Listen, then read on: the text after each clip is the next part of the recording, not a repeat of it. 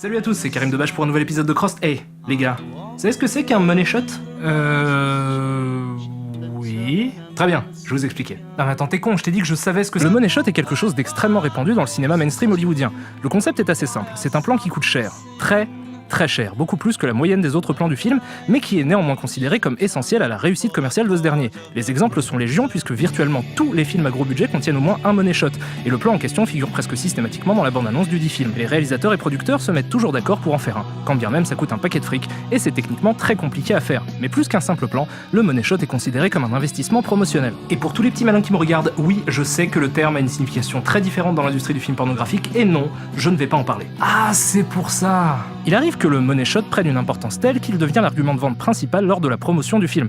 C'est le cas par exemple pour le plan de la Maison Blanche qui explose dans Independence Day ou le plan de la bombe dans Pearl Harbor. Ces plans deviennent alors instantanément iconiques et font entrer certains films qui sans ça seraient probablement tombés dans l'oubli dans l'imaginaire collectif. Et tenez-vous bien, le film dont on va parler aujourd'hui en est un exemple évident. Je suis même sûr que beaucoup sont déjà au courant. Tiens, si je vous dis Doom, vous me répondez Doom. Doom. I want you in my room.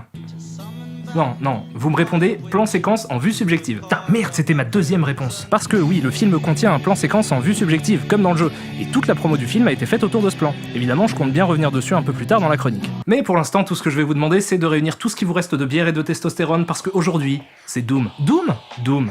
Now let me hear you say hey oh.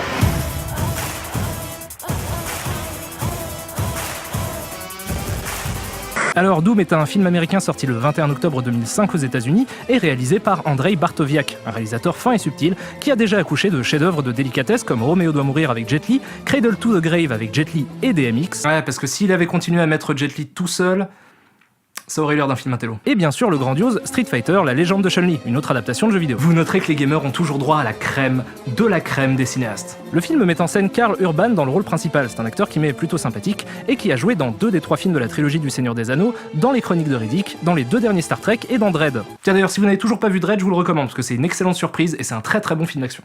En plus de Karl Urban, on a droit à Dwayne Johnson, plus connu sous le pseudonyme de The Rock, un ancien catcheur reconverti en star d'action et célèbre pour son rôle dans Fait malgré lui, où il interprète la Fée des Dents, l'équivalent américain de la petite souris. Et je suis sûr que vous n'aviez aucun doute que ce film existait. Et je suis très fier de moi d'avoir réussi à le placer quelque part. Il est intéressant de noter que The Rock joue dans Pain and Gain, le prochain Michael Bay avec Mark Wahlberg, qui lui jouait Max Payne. Les voici en train de se faire un câlin. I cannot kill. Duly noted. Look, when this is over, we'll all go camping. Alright? Okay. Donc le film nous raconte comment l'humanité a découvert une Stargate du pauvre dans le Nevada qui ouvre un passage vers la planète Mars. Un laboratoire d'études est donc placé près de la faille côté martien et le film commence par une scène de panique dans ce dernier. Quoi? Pardon, j'ai pas entendu? Qui ça? Cramac? Camargue? Ah, Carmack! Le professeur Carmack, comme John Carmack, le mec qui a fait Doom le jeu. Oui, non, mais il est là en fait. Par contre, dépêche-toi, il va bientôt fermer la porte.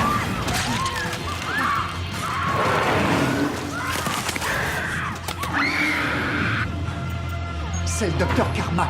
Qui? Après ça, une étrange créature de la pénombre fait péter la porte du labo de Carmack et... wow, il y a plein d'argent pour pas grand-chose là-dedans. On fait ensuite connaissance avec un des personnages principaux du film, Sarge, interprété par The Rock, qui est mis au courant de ce qui se passe sur Mars. Demande mise en place de la procédure d'isolement total, je répète, c'est le docteur Carmack. Oui, t'as raison, répète-le. Et qui est chargé d'aller aider les gens là-bas. Il réunit donc une équipe de soldats surburnés, dont Reaper, le héros du film, Portman, un des personnages les plus répugnants de l'histoire de la crasse. Je vais descendre dans un motel pour me boucler dans une chambre avec une bouteille de tequila et 3 gentils petits travelots. Un jeune rookie. Il y a 2-3 jours, je disais à Sarge que je tirerais bien un coup. Et aujourd'hui, qu'est-ce qu'il fait? Il t'ajoute à notre équipe. Et quelques philosophes. En fait, t'as qu'un truc à te dire. Tout ce qui essaie de te tuer est une menace.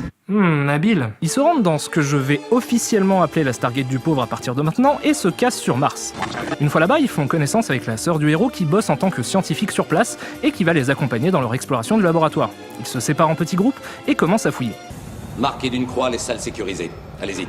Ça va la lumière là? Ouais, c'est nickel. À partir de là commence une phase connue sous le nom de la technique de l'élastique. C'est quoi la technique de l'élastique? Bah, je vais te le dire, Gizmo. La technique de l'élastique consiste à retarder l'apparition de quelque chose d'important pour faire augmenter la tension d'une scène. Évidemment, le spectateur sait que quelque chose va arriver, là en l'occurrence on a compris qu'il y a au moins un monstre dans le labo, mais la tension repose sur le moment où il va frapper. Sauf que là, c'est la technique de l'élastique du slip de Guy Carlier. Parce que l'attente dure presque 20 minutes. J'ai eu le temps de boire un verre d'eau, aller me faire à manger, construire un château de cartes, détruire le château de cartes comme si j'étais le Godzilla des cartes, sauver la Corée du Nord, faire la vaisselle, re-sauver la Corée du Nord sans que les personnages du film n'aient vu un bout de poil de monstre. Et ils arrivent à mettre la main sur... Le professeur Carmack. Non, ça se prononce Carmarg, qui s'arrache une oreille et qui devient extrêmement bizarre, si bien que la caméra décide de sortir son plus joli grand angle pour les gros plans. Tiens, ça va me permettre de vous expliquer un petit truc de mise en scène.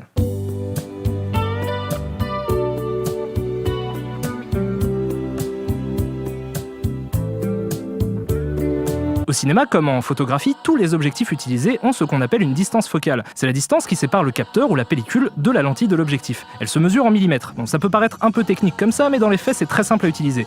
Plus la distance focale est courte, plus le cadre est large. Un objectif avec une distance focale de 45 à 50 mm correspond à un angle de vision standard, proche de la vision humaine. On considère qu'une focale est courte en dessous de 30 mm à peu près. Si vous voulez par exemple filmer un paysage, il est conseillé d'opter pour un objectif à courte focale, genre un 28 mm. Sauf qu'utiliser une focale courte sur des gros plans pour des visages a aussi pour effet de changer les perspectives, ce qui, si on l'accompagne d'une lumière un peu plus dramatique, donne un effet tout bizarre et les rend difformes.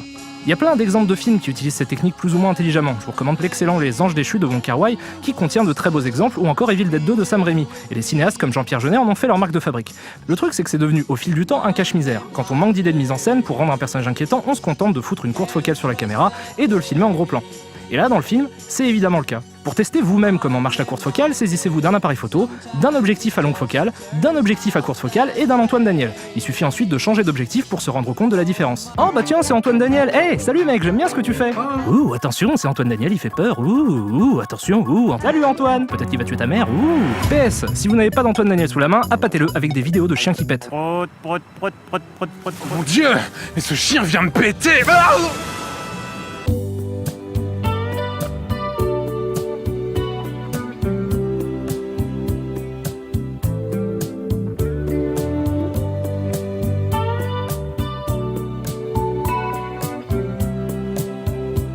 Bon, finalement, les Lawns se font attaquer par un vilain monstre tout dégueulasse qui arrive à foutre un parasite dans le corps d'un d'entre eux, avant de se faire descendre. La grosse partie du groupe décide de s'occuper de la menace qui pèse sur eux, pendant que la scientifique et un des seconds rôles autopsient le cadavre d'un des monstres. Ils sont soudain attaqués par une autre bestiole qui finit bloquée dans un nanomur, un mur qui peut se rendre mou pour laisser passer les gens et se solidifier. Ok, faudra vraiment m'expliquer l'intérêt d'une telle technologie. Après quelques attaques filmées encore et toujours sans lumière, et je sais que c'est un parti pris mais là c'est quand même abusé... Si vous avez une arme, jetez-la vers moi. J'en ai rien à foutre de ce qui va t'arriver, mec, je te vois même pas. Sarge décide de s'armer plus conséquemment et fout la main sur le BFG 9000, visiblement filmé ici par les équipes de Radio Bièrefoot. Cet énorme symbole phallique va enfin prouver à ma mère que j'étais pas un loser. Suite à ça, le pervers se fait déchiqueter en faisant caca. Ça s'appelle une Généraux. Ce qui visiblement fait beaucoup rire les membres du labo. Le caca. Et tout le monde se rend compte que les monstres sont des humains ayant subi des mutations et qu'ils sont porteurs d'un virus qui transforme progressivement les blessés en zombies, puis en bestioles. La scientifique voudrait étudier les monstres pour trouver un remède au virus, mais The Rock, il s'en fout. Lui, ce qu'il aime, c'est tirer sur des machins. Ce dont Carmack est atteint est irréversible.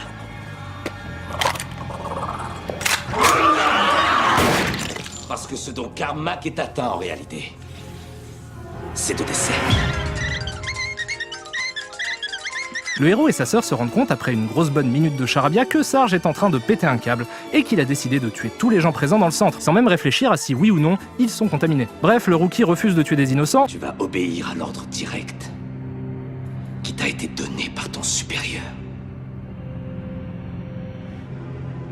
Allez en enfer. Dieu du ciel, est-ce que le film est en train de se transformer en Sentier de la Gloire? Après ça, Sarge se fait contaminer et Reaper, le héros, se voit injecter un truc qui le transforme en méga soldat qui déchire, ce qui nous amène à une scène que vous attendez tous. Ça s'appelle Bouche sur l'orbal de style. La scène en vue subjective. Ah putain, mais je perds toujours à ce jeu. Bon, la scène est assez évidente, vous prenez le jeu, vous le mettez dans le film et c'est tout. Et je trouve l'idée vraiment à chier. Why? Ben je vais te le dire, Fonzie. En fait, il y a deux trucs qui me dérangent dans ce plan. Premièrement, je trouve que c'est une mauvaise idée de faire directement référence au jeu d'origine dans une adaptation. Il le faisait déjà dans Double Dragon quand ce piquait défonçait les bornes d'arcade originales. Le problème avec ce procédé, c'est que le clin d'œil est gros à s'en faire péter la pupille. Du coup, ça te sort automatiquement du film puisque ça te remet directement à ta place de spectateur qui regarde une adaptation. Je trouve ça bien plus pertinent d'utiliser ça dans un film qui n'est pas adapté d'un jeu, puisque du coup, on sort pas de l'univers du film, comme la scène du marteau dans Oldboy qui fait visiblement référence au beat'em up, ou les vues subjectives dans Les Proies, un film très sympa d'ailleurs. Même la séquence jeu de baston dans les rivières pourpres, je veux bien y croire. Mais là, non, ça marche pas. Et dans un film où toute l'ambiance repose sur la claustrophobie, faire ce genre de référence, ça équivaut à ouvrir les fenêtres, les portes, et le Velux. Le deuxième truc, c'est que, merde, j'ai vraiment l'impression de voir quelqu'un jouer à Doom devant moi, c'est insupportable. Parce que ce qui crée la tension dans le jeu, c'est le fait qu'on joue. Et le fait qu'on voit pas le personnage qu'on joue, ça nous permet d'être plus impliqués, parce qu'on est actif dans le jeu. Au cinéma, on a besoin de voir les personnages pour les comprendre et créer de l'empathie. Donc faire ça, c'est idiot. C'est comme si le parrain ressemblait à ça.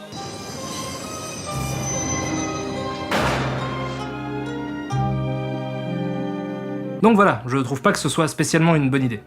Par contre, je pense que Doom est une des meilleures adaptations de jeux vidéo. Loin derrière Silent Hill, mais quand même une des meilleures.